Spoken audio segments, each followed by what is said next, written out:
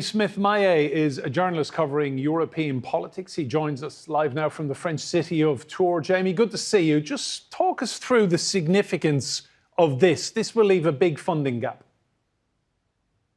Yeah, absolutely. Well, Voice of America is part of the US Agency for Global Media, around for about 80 years or so, 83 years since 1942 there, as you said, after into the Cold War period. A significant provider of information, which is classed as mostly more or less objective and seen as a support of democracy and free information around the world, with an overall reach of some 430 million people around the world.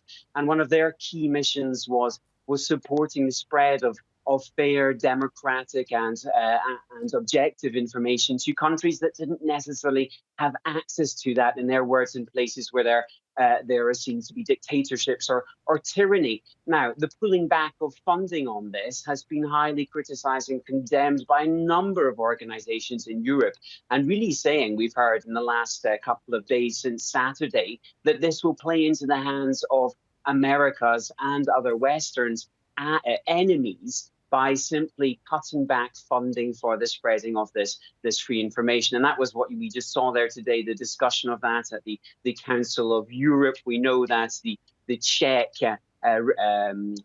the foreign minister had said that he would raise this, as he condemned this massively, as this being a challenge for countries where this information was important, such as Iran, Belarus, and Afghanistan, and a whole raft of other moments of criticism in the last couple of days about this pulling back of funding that was announced just this weekend.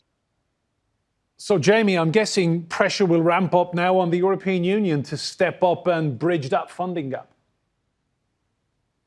Yeah, well, that was part of the discussion today, and we saw that message coming forward in any case of a hope and a value of, nonetheless, of supporting still the vision of providing fair, unbiased information to places that don't necessarily have access to that type of news.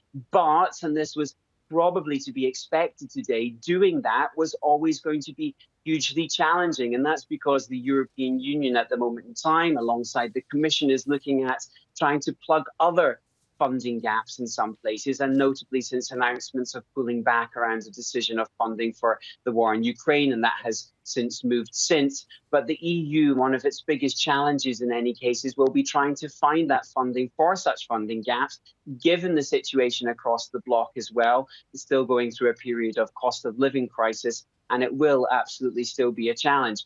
But just to contextualize slightly further, the Reporters Without Borders organization in Paris, here in France, has hugely condemned this move, and even today saying that it was going to put a number of journalists who are imprisoned in a number of nations for working for Voice of America, going to put their safety into further peril. So an amount of criticism that will really still be the challenge for Europe and the EU and the Council to look at in the coming days and weeks ahead.